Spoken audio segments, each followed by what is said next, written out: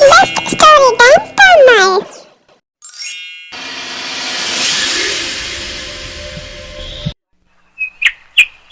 ஒரு அழகான கிராமத்துல அக்காவும் தம்பியும் பேசிட்டு இருந்தாங்க. தம்பி, உனக்கு ரொம்ப நாள் ஆயிட்டு கல்யாணம் பண்ண.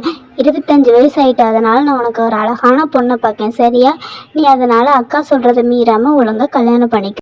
என்னங்க, என் தம்பிக்கும் 25 வயசு ஆயிட்டு. அதனால அவனுக்கு ஒரு பொண்ணை பார்த்து கல்யாணம் பண்ணலான்னு இருக்கேங்க. அதை பத்தி நீங்க என்னங்க நினைக்கிறீங்க? இல்ல, நான் என்னமா சொல்றதுக்கு இருக்கு. உனக்கு பிடிச்சத நீ செய், சரியா?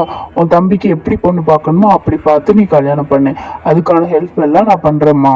இல்லைங்க, என்ன இருந்தாலும் உங்ககிட்ட ஒரு வார்த்தை கேட்கணும்ல, அதாங்க கேட்டேன். அதான் என் தம்பிக்கு ஒரு பொண்ணு பார்க்கலாமா என்ன ஏது அப்படின்னு உங்ககிட்ட விசாரிச்சேங்க. திடீர்னு நீங்க ஏதாச்சும் யோசித்து வச்சிருந்தா அதாங்க கேட்டேன். இல்லம்மா, அப்படிலாம் எதுவுமே இல்லை. எல்லாமே உன்னோட இஷ்டம் தான், சரியா? உனக்கு எந்த பொண்ணு பிடிக்குதோ அந்த பொண்ணை பாரு, நான் பேசி நம்ம தம்பிக்கு கல்யாணம் பண்ணி வைப்போம், சரியா? சரிங்க, நீங்களும் சரின்னு சொன்னதுல எனக்கு ரொம்ப சந்தோஷம். நான் மார்க்கெட் வரைக்கும் போயிட்டு வரேங்க. ஹாய் சிந்து, நான் உன்னை மார்க்கெட்ல பார்ப்பேன்னு நினைச்சு கூட பார்க்கல. என் தம்பிக்கு ஒரு பொண்ணு தேடிட்டு இருக்கேன். உனக்கு என் தம்பியை பிடிச்சிருந்தா நீ என்கிட்ட சொல்லு, நான் வீட்டில் வந்து பேசுவேன், சரியா? உங்களுக்கே தெரியும்ல ஆண்டி, எனக்கு அம்மா அப்பா இல்லை, நான் எங்கள் ஆச்சி கூட தான் இருக்கேன். அதனால எதுனாலும் நீங்கள் எங்கள் ஆச்சிட்ட வந்து பேசுங்க. மிச்சப்படி எல்லாமே எனக்கு சம்மதம் தான் ஆண்டி. சரி ஆண்டி, அப்புறம் பார்ப்போம் அப்படி சொல்லிட்டு அவங்க 2 பேரும் அவங்க வீட்டுக்கு கிளம்பி போக ஆரம்பிச்சிட்டாங்க.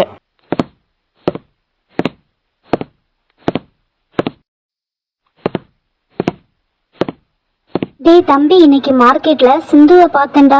ரொம்ப அழகான பொண்ணு, எனக்கு ரொம்ப பிடிச்சிருக்கு. நம்ம அந்த பொண்ணையே பொண்ணு கேட்கலாமா, சரியா? உனக்கு பிடிச்சிருக்கா? அக்காவுக்கு ரொம்ப பிடிச்சிருக்குடா. நாளைக்கே போய் அவங்க வீட்டில் பேசுவோம். நீ என்ன நினைக்கன்னு சொல்லு. எல்லாமே உன்னோட விருப்பம் தான்க்கா. இதுல என் விருப்பம் எதுவுமே இல்லை. உனக்கு பிடிச்சிருந்தா சொல்லு, நான் கண்டிப்பா தாலி கட்டணும், சரியாக்கா?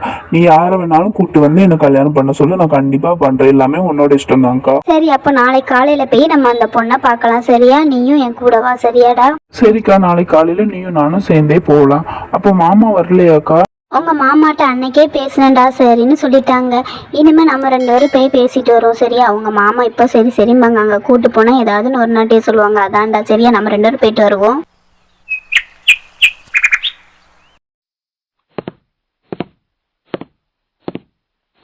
வாங்கம்மா வாங்க. என்னம்மா திடீர்னு எங்க வீட்டு பக்கம் வந்திருக்கீங்க? வீட்டில் ஏதோ விசேஷமா, அதை சொல்ல வந்திருக்கீங்களாம்மா?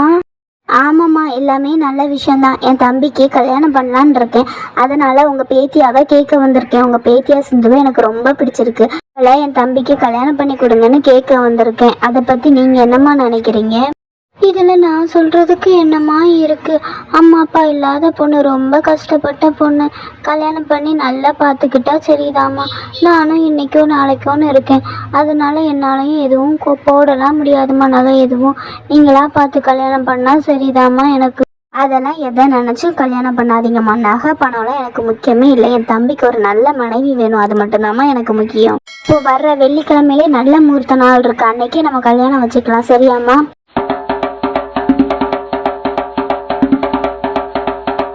ரவி, உங்களை மாதிரி ஒரு நல்ல ஹஸ்பண்ட் கிடைச்சதுல நான் ரொம்ப சந்தோஷப்படுறேங்க. இப்படி ஒரு நல்ல வாழ்க்காமே அந்த கடவுளுக்கு தான் நன்றி சொல்லணும். நம்ம இனிமேல் ரொம்ப சந்தோஷமா இருக்க போறோம்ல. எதை நினைச்சும் நீ கவலைப்படாத, சரியா? இனிமே நான் உன்னை ராணி மாதிரி பாத்துக்கிறேன். உனக்கு எந்த கஷ்டமும் உன் பக்கத்துல வர விட மாட்டேன், சரியாம்மா? சரி வா, நம்ம ட்ரெஸ் மாத்திட்டு வந்து தூங்குவோம், சரியா? மிச்சதை நாளைக்கு காலையில பேசிக்கலாம். இரவு ரவியும் சிந்துவும் தூங்கிட்டு இருக்கும்போது ரவி நல்லா தூங்கிட்டான். ஆனால் சிந்து தூங்கவே இல்லை. அங்கே தூங்கின பிறகு மெதுவாக எழுந்திரிச்சு அவள் வெளியே போக ஆரம்பித்தா. ரவிக்கு இந்த சத்தம் கேட்காம ரொம்ப மெதுவாக போனான். அங்கிட்டிருந்து போய் காட்டுக்குள்ளே நடக்க ஆரம்பித்தா அந்த சிந்து. அப்படியே போய் சுடுகாட்டையும் தாண்ட ஆரம்பித்தா. சுடுகாட்டெல்லாம் தாண்டும்போது அவளோட காலு தரையில் படலை. அந்த நைட்டு அங்கே வேட்டையாட வந்தவங்க, துப்பாக்கியோடு இருக்கிறவங்க அந்த சிந்துவை பார்த்தாங்க. அவள் ஒரு முயலை வேட்டையாடி சாப்பிட்டுட்டு இருந்தா. அது பார்த்தது அவளுக்கு தெரியாது. எல்லாம் முடிஞ்ச பிறகு எதுவும் தெரியாத மாதிரி சிந்து வந்து படுத்துக்கிட்டா கட்டில்ல. இப்படியே கொஞ்ச நாள் போச்சு. அதுக்கப்புறம் ஒரு நாள் ரவி கறி எடுத்துட்டு வந்து 2 பேரும் சமைச்சு ரொம்ப சந்தோஷமா சாப்பிட்டாங்க. சரிம்மா, நான் சாப்பிட்டு முடிச்சுட்டேன். நான் ரோடு வரைக்கும் போயிட்டு வரேன். என் ஃப்ரெண்ட்ஸ்லாம் ஊர்ல இருந்து வந்திருக்காங்க, நான் பார்த்துட்டு வரேன். நீ வீட்டுல பத்திரமா இரு, சரியாம்மா? ரவி ரோட்டில் நடந்து போயிட்டு இருக்கும்போது அந்த வேட்டைக்காரனை பார்த்தான். அந்த வேட்டைக்காரனும் ரவியை பார்த்தான். ரவியை பார்த்தோன்னே ரவி பேச ஆரம்பித்தான். என்னங்க எப்படி இருக்கீங்க? முந்திலாம் நல்லா வேட்டையாடுவீங்க, இப்போல்லாம் என்ன வேட்டையாட போன மாதிரியே இல்லை. அப்படிலாம் இல்லை, நான் நல்லா வேட்டையாட போவேன். முயல் எல்லாமே நான் பிடிச்சிட்டு வருவேன், மான் சிங்கம் எல்லாமே. அன்னைக்கு ஒரு நாள் நான் காட்டுக்கு போகும்போது உன் மனைவியை அங்கே பார்த்தேன். அங்கே அவள் முயல் சாப்பிட்டுட்டு இருந்தது நான் என் 2 கண்ணால் பார்த்தேன். நீங்க வேற யாரையாச்சும் பார்த்துட்டு என்னோட மனைவி சிந்துன்னு நினைப்பீங்களா இருக்கும். என்னோட மனைவி அப்படிலாம் பண்ண மாட்டா. இல்ல தம்பி, நான் அன்னைக்கு பார்த்தது உங்க மனைவி சிந்து தான். அந்த சுடுகாட்டு பாதையெல்லாம் தாண்டி போய் அவ முயல் தின்னதை நானும் என் தம்பியும் சேர்ந்து தான் பார்த்தோம். அன்னைக்கு நாங்க காட்டுக்கு வேட்டையாட போனோம். அதுக்கப்புறம் தான் நாங்க அவ்வளவா காட்டுக்கு போறதே நிப்பாட்டிட்டோம் தம்பி. நீங்க வேணா வீட்டுக்கு கண்ணாடி எடுத்துட்டு போய் அதை உங்க மனைவியை பார்க்க சொல்லுங்க. அப்ப எல்லா உண்மையும் உங்களுக்கே தன்னால தெரியும். சரி தம்பி, வாரேன், இன்னொரு நாள் பார்க்கலாம். அங்கிருந்து வீட்டுக்கு போகும்போதே ரவி ஒரு பெரிய கண்ணாடியை தான் மனைவிக்காக வாங்கிட்டு போனான். இந்த கண்ணாடி பிடிச்சிருக்கா? இந்த கண்ணாடி நான் உனக்காக தான் வாங்கினேன் சிந்து. இந்த கண்ணாடி எப்படி இருக்குன்னு இந்த கண்ணாடியில ஒரே ஒரு வாட்டி உன் முகத்தை பாரு. எனக்கு கண்ணாடியே பிடிக்காது. எதுக்கு கண்ணாடி வாங்கிட்டு வந்தீங்க? இங்கேருந்து நான் போகிறேன், கொஞ்சம் நகருங்க, வழி விடுங்க, வாசலை தாண்டி போகணும். சிந்து வாசலை தாண்டி போகும்போது அந்த கண்ணாடியில் பேய் உருவத்தை ரவி பார்த்துட்டான். அந்த கண்ணாடியை அவன் ரூமில் ஒரு ஓரமாக வச்சுட்டு அவன் ஒளிஞ்சிருந்தான்.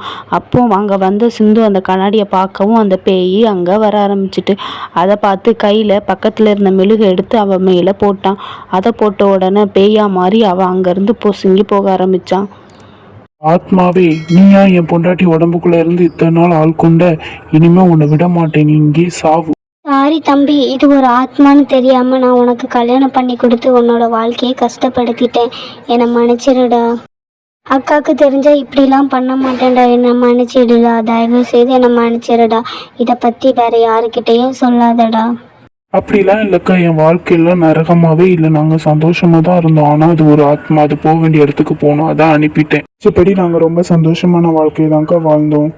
இப்போ என் சிந்து ஆத்மா சாந்தி அடைச்சிருக்கும். அதை நினைச்சுதான்க்கா எனக்கு ரொம்ப சந்தோஷம். இங்கேயே கடந்து உலாவறக்கா, அங்கேயாவது நிம்மதியா இருக்கட்டும். இப்பொழுது நான் உங்க எல்லாத்துக்கும் ஒரு விடுகதை கேட்க போறேன்.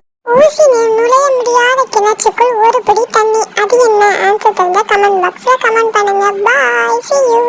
இதே மாதிரி பெஸ்ட் ஸ்டோரிஸ் கேட்கணும்னா எங்க பெஸ்ட் ஸ்டோரி டைம் தமிழ லைக் பண்ணிக்கோங்க, கிளிக் பண்ணிக்கோங்க, ஷேர் பண்ணிக்கோங்க, சப்ஸ்கிரைப் பண்ணிக்கோங்க. பாய்.